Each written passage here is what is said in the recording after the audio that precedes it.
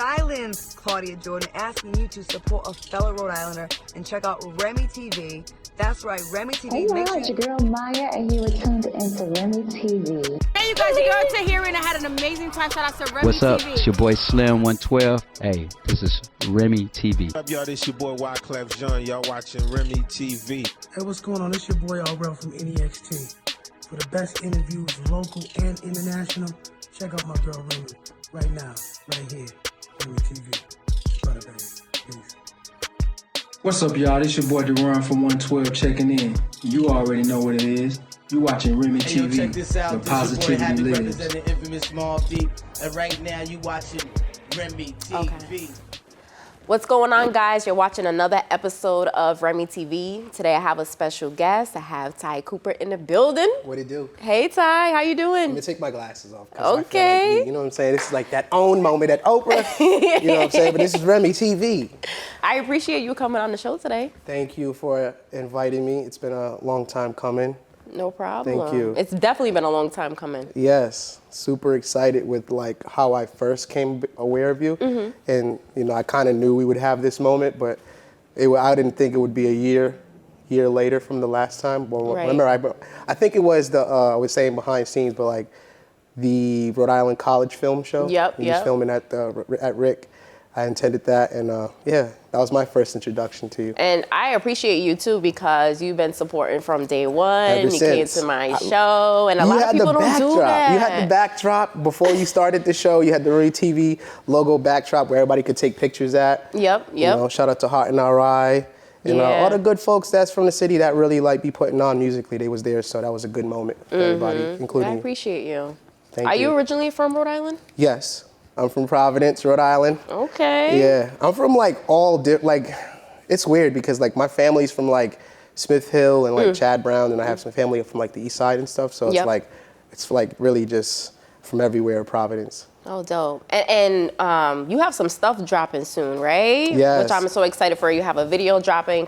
Can you tell us what the name of the single is for the video? Yes, so I have a single called The World Is Yours. It's off a project that I titled This Part of My Life Is Called ...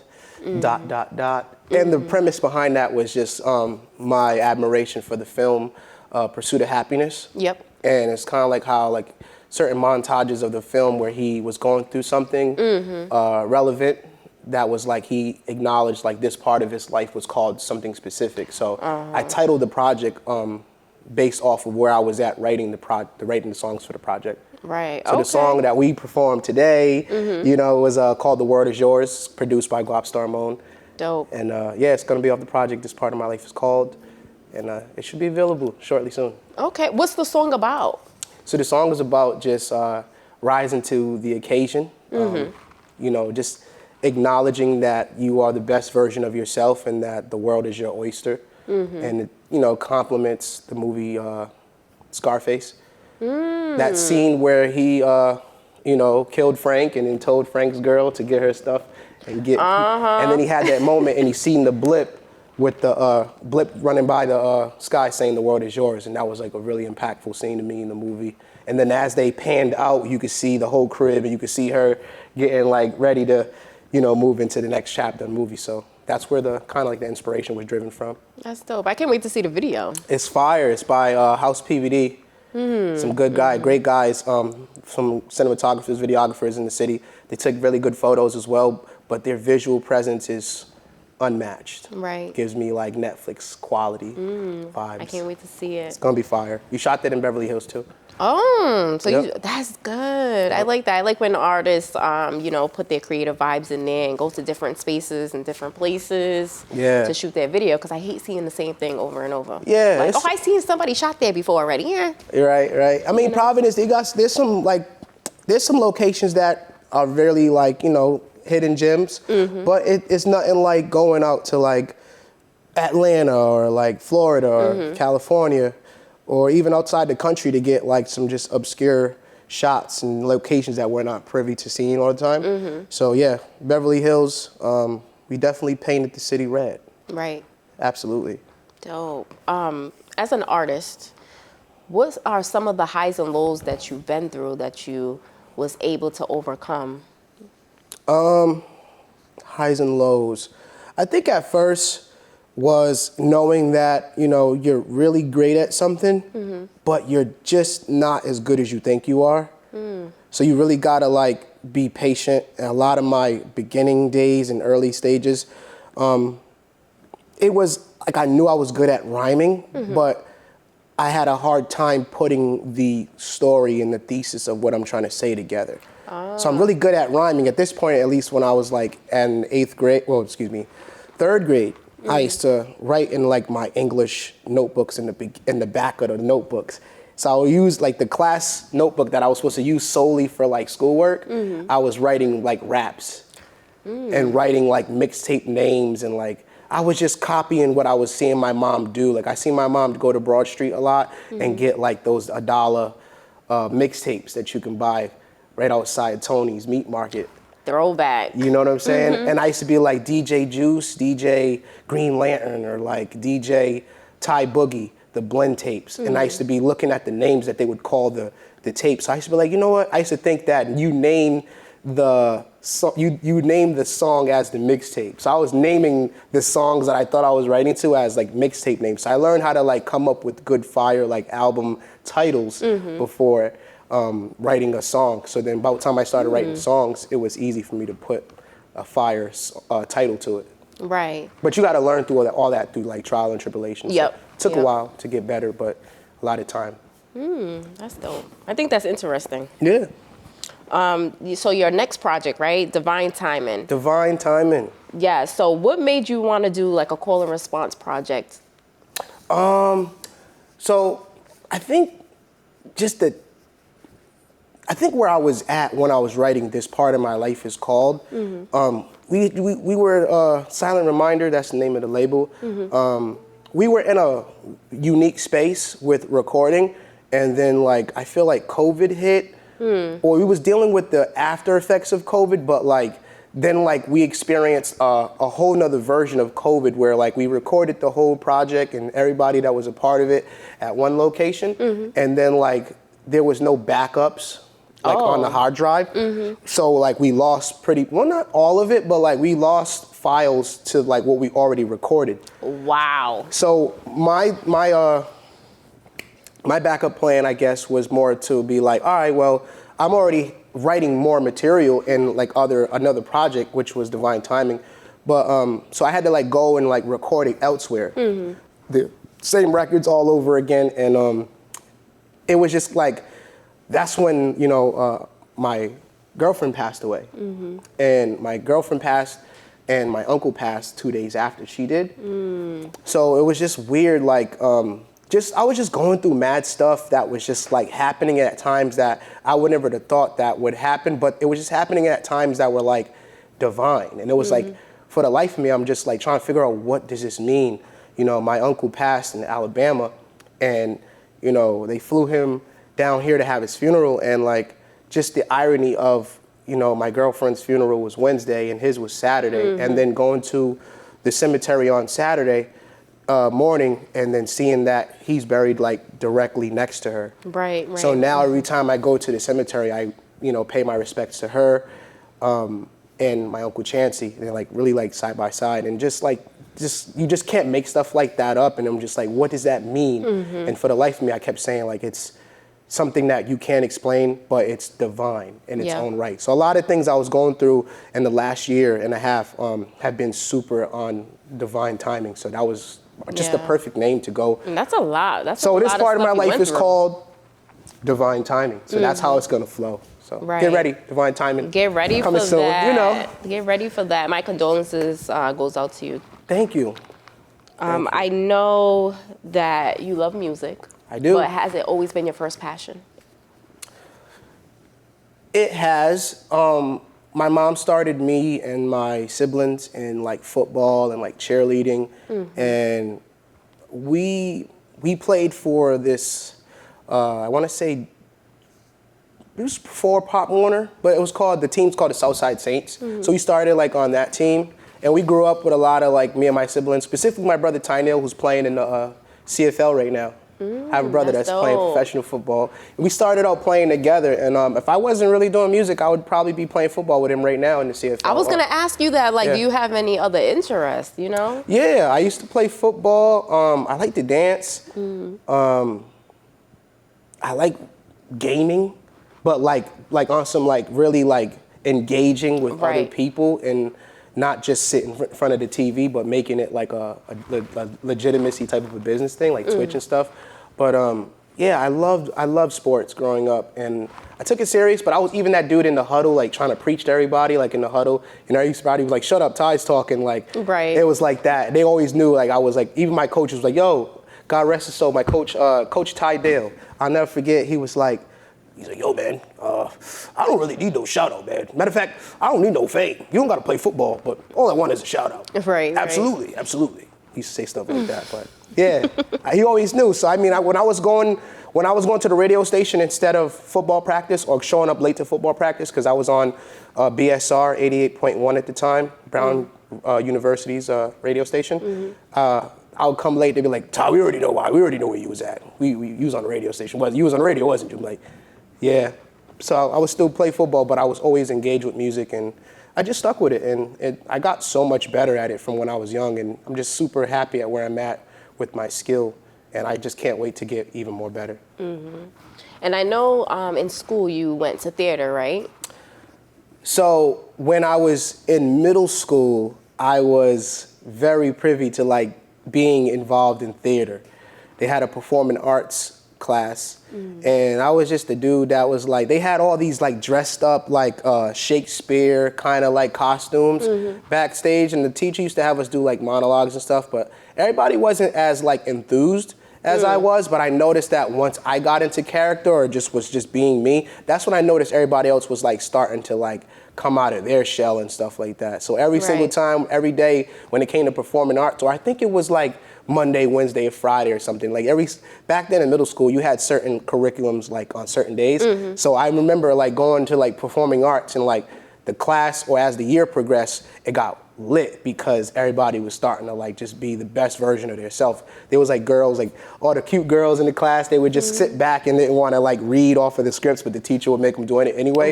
But I was the dude like being so goofy and like, you know, welcoming about it. Like I noticed it kind of brought them out of their shell. So that taught me about being a leader off rip and helping people get out of their discomfort zone and more into their comfort zone. Right. But and where did your name come from, Messy Ty? How did you get that name? Yo, so like a lot of people ask me that, and I always give them like the sped up version. But Messy Ty comes from it's like a New Orleans based.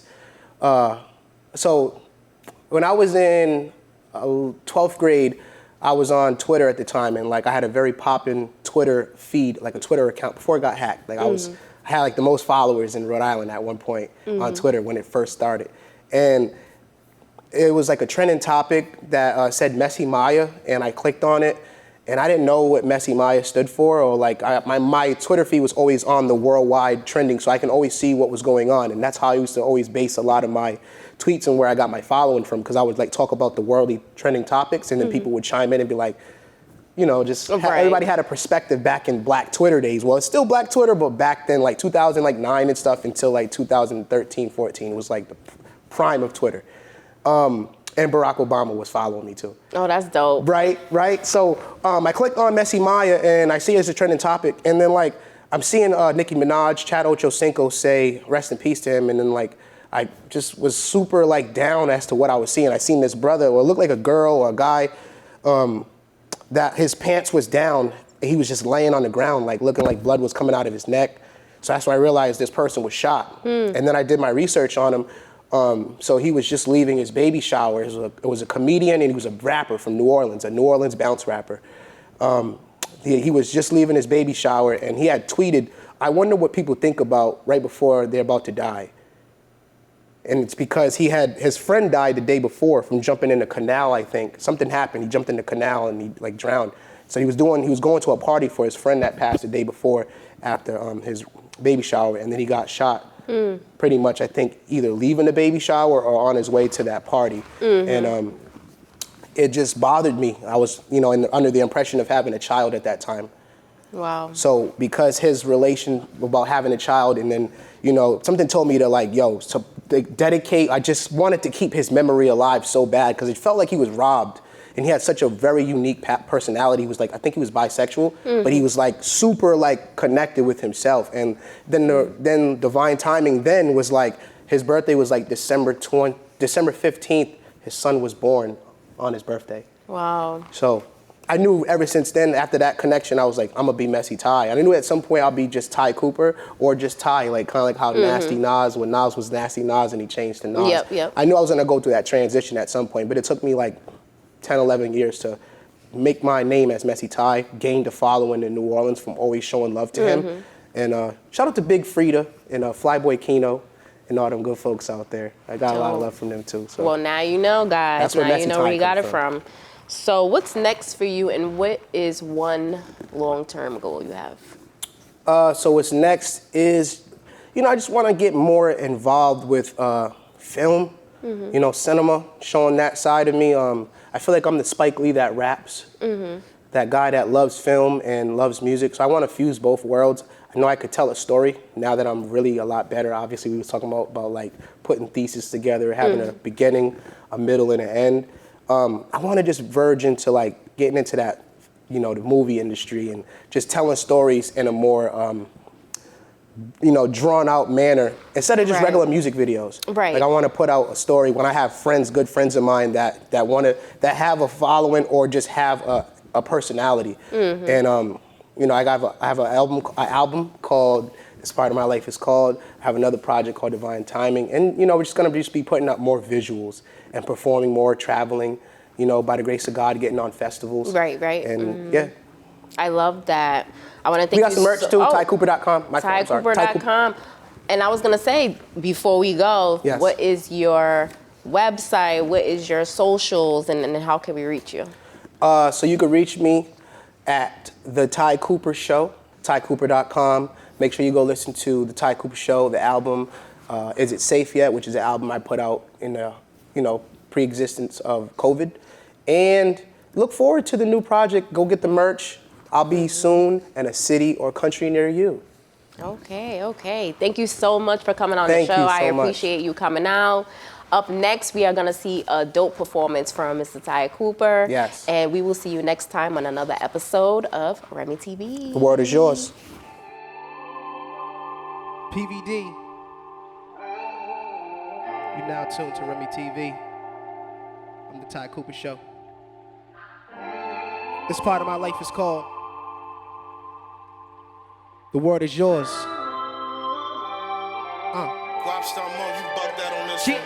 I seen it in the sky, it read the word is yours. Run the city like Tony, without selling soft. We gon' buy back the block, that survive, lose remorse. They lost and not cut from the same cloth. That's why I seen it in the sky, it read the word is yours. Run the city like Tony, without selling soft. We gon' buy back the block, that survive, lose remorse. They lost and not cut from the same cloth. Yo, you gotta crawl before you walk, but be prepared, could lie. Ain't enough damage in this world that can impair you or not. That's called heart, a story that's gonna bring tears to your eyes. We want money, not more drama. Where's Mary J. Blige? The type of vocally, type of poetry spoke to me, questioning the meaning of love so openly. Chasing the high, they got me somewhere I ain't supposed to be. When you're really important, you ain't sitting where they nose would be. Misery less company, the company I keep is the same company that runs even when I sleep. Grandma mixer made us pallets, that's about 100 sheets on the floor where my cousin kerosene was for the heat. What you sow is what you reap, what you sow might bash you. Throwing dirt at my name to try to give me flowers, I holler back when I move past you, outline and outlast you. Pigs that don't fly straight, don't live inside of castles. I seen it in the sky, read the word is yours. Run the city like Tony, without selling soft. We gon' buy back the block, that survive, lose remorse. They lost and not cut from the same cloth. That's why I seen it in the sky, read the word is yours. Run the city like Tony, without selling soft. We gon' buy back the block, that survive, lose remorse. I got deals like Tony and Manolo, before they chop Angel way before they solo. Miami Vice, all these lights and all these promos. They just wanna live the life for a night and want promo, but let's cut the Malcolm in the middle, man. Little man, before I get out of hand, I'ma go be the bigger man. Why would I flinch when Nolo is my trigger hand? Liable to leave you on an island like Gilligan's. If you knew the things that I knew, then you will expand. You gon' go real far till hits the fan. Just promise that you don't nobody over. You gon' get the evil eye, just give them the cold shoulder. Cause on the way down, you gon' see the same faces acting like they know who you are on the first name basis. Me, I want what's coming to me, and that's the world and everything in it. One of the best that did it like that. Providence. All around the globe. Remi TV Media. One more time. I seen it in the sky. Read the word is yours. Run the city like Tony. Without selling soft, we gon' buy back the block. That survival's remorse. They lost and not cut from the same cloth. That's why I seen it in the sky. And read the word is yours. Run the city like Tony. Without selling soft, we gon' buy back the block. That survival's remorse. They lost and not cut from the same cloth. That's why I seen it in the sky. And read the word is yours. Run the city like Tony. Without selling soft, we gon' buy back the block. That survival's remorse. They lost and not cut from the same cloth.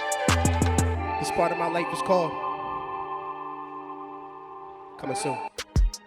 Island's Claudia Jordan asking you to support a fellow Rhode Islander and check out Remi TV. That's right, Remi TV. Hey, Make y'all, sure it's your girl Maya.